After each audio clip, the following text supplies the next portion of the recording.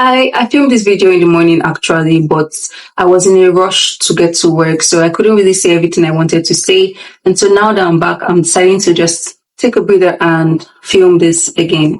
So today's topic is going to be escaping the self-improvement trap. This is a trap I've found myself in over and over again. So I think it's important to have conversations about it. Add to this conversation, I decided to make this video because I feel like I have a unique perspective.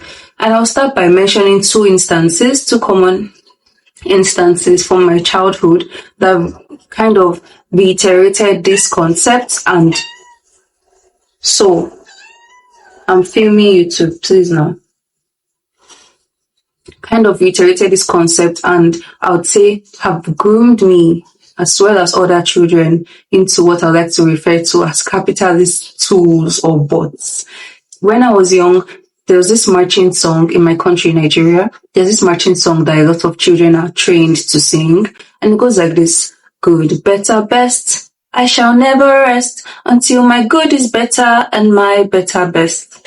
So you can imagine what, repeatedly emphasizing this kind of concept does to a child. And that instance was, I remember when I was in primary school, there was a book that we read back then. This book really integrated itself into my mind. It talked about a beaver and a raccoon, and it kind of just talked about how beavers are hardworking and they do things even without being asked, and they're just so productive and brilliant, while raccoons are lazy, trashy, horrible animals that don't deserve any love. And like I said, you can imagine what these concepts will do to a child. Just plant the idea that you have to perform to be loved, to be desirable, to be praised. You need to work hard and harder. And there's no limit to how hard you can work, basically. Self-improvement can really, really be a trap. In a bit to become your best self, your highest self, your better self. Sometimes we force ourselves, mold ourselves into better tools, better people, become more efficient, become more productive, do this, do that, manage your time better, all of these things, right? And sometimes you can get so locked in that you forget that life is so much more than what you bring to the table. There's so many different ways you can improve yourself, so many different ways you can grow as a person, because this is a human need. Growth is a human need. It's a human characteristic. We change, we grow with time. It's just an inevitable concept. But if you focus all your growth and self-improvement on being a more of a capitalist player or participant, you lose out on all the other ways that you can be growing in life, and you're just going to get burned out over. I'm not saying that burnout is avoidable. Even me, with all of this information I have and awareness, I still get burned out very frequently. But I think it will show you, or at least enlighten you, make you aware of all the ways that you are hurting yourself in the name of self-improvement. Everything I'm talking about here is from my perspective, my experience, right? I feel like these are the steps I went through in order to escape this trap. Hi, baby. Come on, say hi. Say hi. First thing is radical acceptance of reality. Now, when I talk about radical acceptance of reality, I mean on different levels. On a personal level, an interpersonal level, and then on a systemic level. On a personal level, it's, knowing yourself, accepting yourself as you are, your habits, your traits, your protective mechanisms, your trauma, all of these things, being aware of it and accepting the reality of who you are right now. This is not romanticizing an ideal version of yourself that you're going to become in future, because a lot of times that version of yourself, that higher self that you project outside of yourself to become, you're never really going to become that person. You're just going to forever attempt to become that person. Understanding why you express certain behaviors, why you perceive the world in certain ways, all of these different elements that make up who you are, situations that have affected your personality, your upbringing, your relationship, any mental conditions you might have. Secondly, in interpersonal relationships, how you are with people, being aware of all of these things and accepting it is very important. But you also have to be aware on a systemic level. Now, when I say systemic level, I mean societal structures and systems that affect your life, like capitalism, the patriarchy, misogyny, racism, if you're a person of color, fat phobia, homophobia, if you're a queer person, bigotry, the concept of religion, the concept of even gender areas, these systems that affect your life, that affect the human experience in general. You need to understand them. You need to do the work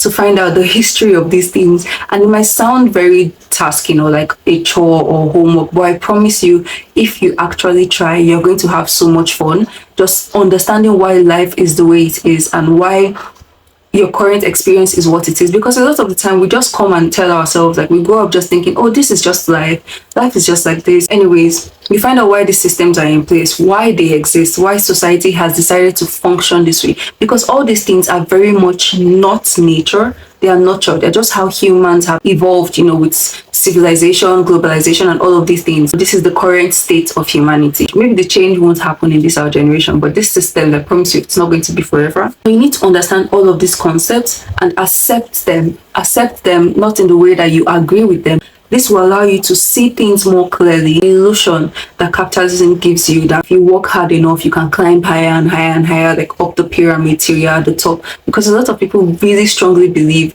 that if they toil hard enough, they can become billionaires, or, and maybe it is possible.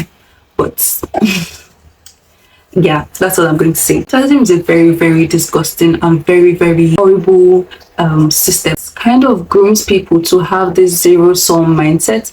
Now, to give an example of what zero-sum mindset means, you've heard of this crab in a bucket theory, for example, where if you put crabs in a bucket and one of them is trying to escape, the others are going to drag that one down because they don't want to like evade their current situation. And that's kind of what it's like. It's like everybody feels like if one person becomes successful, then that diminishes their chances of becoming successful, because obviously there's a limit to the amount of success. That's what capitalism makes you believe. And that's something I would love to use. I recently rewatched the Titanic with my partner. It was just a fun little thing, trying to rewatch the Titanic with the perspective of Jake being a butch lesbian. And it was a really fun experience. But I noticed, like, towards the end, when the ship was filled up with water already, right, and they had to escape on the lifeboats, you saw the way people were struggling because there was a limit to the amount of lifeboats. And if someone else got on the lifeboat, that would reduce your chances of escaping and surviving. So that is kind of like what capitalism makes us believe. Everybody's just hustling non-stop, because if you feel like if you stop for a second to relax, then everything's going to go to shit and you're just going to fail. Being aware of the structures in place, who they serve and what they demand of you, why, knowing all these things is going to make life easier, because you see things more clearly and you're less hard on yourself. You blame yourself less for situations that you know now are not because of you, they're just how the system is. Especially if you're neurodivergent, you're going to learn by force, by fire, that this system is not built for you. I understand that a lot of the time accepting reality feels like you're surrendering to it, or you're agreeing with it, or you're just making excuses for yourself, like I'm actually a lazy person, and all of this talk about capitalism or whatnot is just me not reaching up to my potential, blah blah blah blah. Yes, I understand that, but it's actually not true. Like, the smartest thing you can do for yourself is figure out why life is the way it is. Like, understanding your history, that's one of the most freeing things you'd ever do for yourself. The second thing I personally noticed from my own experience, I like to call them the 3 R's: rebellion, resistance, and revolution. Now, the last one is very much not an individual thing. It requires a lot of people, but rebellion and resistance are going to be your saviors. You need to learn to apply stubbornness. Now that you're aware of all of these systems and structures in place and how they affect you and your life, you can decide where you choose to participate, where you refuse to participate. Obviously, there's some of these structures that we have no choice in. For example, capitalism, right? You need to earn money to survive. Money is just what rules this world. You can't really do away with it. You need a certain level of privilege to even say, oh, I'm not going to work for the rest of my life. In that case, you participate unwillingly, but intentionally. So you're going to work, right? You do the work, you earn the money you need to survive, but you're not going to do so at the detriment of yourself. You're not going to do so in a way that is self-harming, in a way that is self-sacrificing. When you actually have no choice, you're going to feel a lot of anger and hate towards these systems, because you know that they are actually just designed and this is not what reality should be. You're not going to see achievement in this sense as what defines your sense of self or what defines your self-worth. But in matters where you have a choice, you should be rebellious. You should apply stubbornness and choose not to participate. Personally, I choose not to participate in religion because I understand the history, where it came from, why it exists, why humans need it, who it serves. Because of that, I refuse to participate in it. It doesn't even have to be anything grand. It can be in little areas of your life. Personally, like since earlier this year, I haven't worn a bra because I decided that they were making me too uncomfortable and they were not necessary to my existence. I refuse to participate in that. Another way to be rebellious, to refuse to groom yourself, like I've been saying, into a productivity tool. For example, I don't read self-help books. Instead of trying to dismantle the systems that are hurting thousands and millions and billions of people, these self-help books and these motivational people, they try to just break your bones and mold you into the perfect person that can continuously bear with the system in place. Like, you're not dismantling the system, you're just learning how to cope better. Take off those rose-colored lenses. Instead, read books that educate you on your history. Like I've been saying, if you can't read, like me, I don't enjoy reading all the time. I love reading, but sometimes it's really not for me. You can watch video essays like this. Allow yourself to be uncertain about life. I'm learning now and failing at it, but learning that accepting uncertainty is actually the key to a certain kind of freedom, a certain kind of ease in life. You need to allow yourself to feel unaccomplished, unachieved, and like a failure sometimes. You don't always have to have everything together or succeed, because these are the things that keep you in this trap of never feeling satisfied with yourself, never being happy with yourself. These are the reasons why feelings like imposter syndrome exist. Another thing you can do to be rebellious, allow yourself to indulge in escapism. Allow yourself to consume art. Allow yourself to watch films and cartoons and anime and read fictional books and, indulge in world building and just things that are seemingly useless, things that are not beneficial, things that are not productive, in the way that there's no material gain, things that are a waste of time. Allow yourself to indulge in them. These are the ways you recover your time, you recover your person, and you recover what it means to be alive. And talking about this reminds me of a piece I wrote years ago. I think I wrote it in 2020. Back then, I hadn't, for lack of better words, awakened yet. I wasn't conscious or aware of a lot of these things. I had noticed them, but I didn't have the language to express myself properly. But I'll just go on to read it. It goes like this. There's nothing wrong with my pace. I don't even want to walk fast. It's hard to keep up when I do, and I miss so much of the little things happening around me. I'll still get there at this pace. One foot in front of the other is enough. I might be left behind, or I might get there later when the party has already started, but at least I'll get there. And if I don't, then it's fine too. If I don't, then at least I enjoyed the journey. I'm not out of breath. I'm not struggling to swallow air, even though it's so abundant. The world is unfair. It spins so fast, twists and turns, flings you so recklessly. Me, I've always been a little fragile, a little clumsy. So I have to be more careful, and that is fine too.